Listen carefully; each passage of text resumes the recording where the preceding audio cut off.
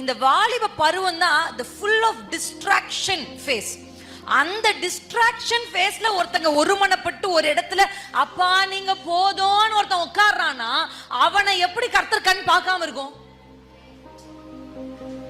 அல்லேலூயா.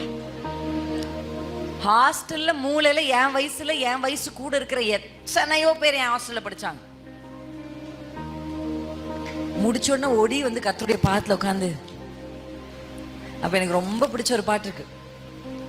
உம்மை நேசிப்பே உம்மை நேசிப்பே உம்மை நேசிப்பே இயேசுவே. அப்பெல்லாம் இந்த லவ்வை வாங்குறதுக்கு 2.5 லட்சம் கேட்டாங்க என்கிட்ட. ட்ரேடிங் பிசாசு. 2.5 லட்சம் சம்பளம் வந்துருன்னாங்க. நோ, உம்மை எனக்கு அப்ப தெரியாது 2.5 லட்சம் சம்பளம்னா எவ்வளவு காசுன்னு தெரியல. அந்த காசு தேவைதான் எனக்கு, என் குடும்பத்துக்கு தேவை. ஏன்னா ஒரே ஒரு 1000 என்னமோ வச்சுப்பேன் கையில. என் சம்பளம் முழுசு அம்மா கிட்ட அனுப்பிச்சிடும். அவ்வளோ தேவை எங்க வீட்டில்.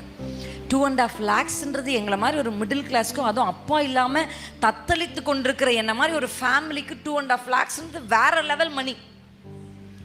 பட் ஆண்டவர் என்கிட்ட வந்து சொன்னாரு, நோ நீ என் ஊழியத்துக்கு வரணும்னு. அவர் சொன்ன அந்த ஒரு வார்த்தை, அதுக்காக எனக்கு முன்னாடி 2 லட்சம் ஒண்ணுமே இல்லை. எனக்கு ரொம்ப ஆசை சிஎம்சியில வேலை செய்யணும்னு, படிக்கணும்னு ஆசை. சிஎம்சிக்கு வேலை எனக்கு தானா வருது. கம், உனக்கு ஒரு அப்பாயின்மெண்ட் இருக்கு, வா.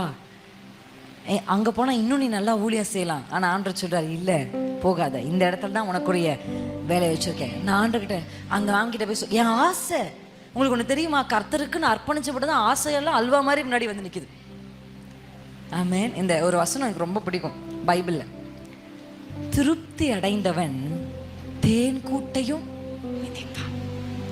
ஐயா, அந்த அன்பு, இயேசுவின் அன்புல நான் திருப்தி அடைஞ்சா தேன் கூடு, தேன் வந்தாலும் மிதிப்பான். யார் தெரியும்?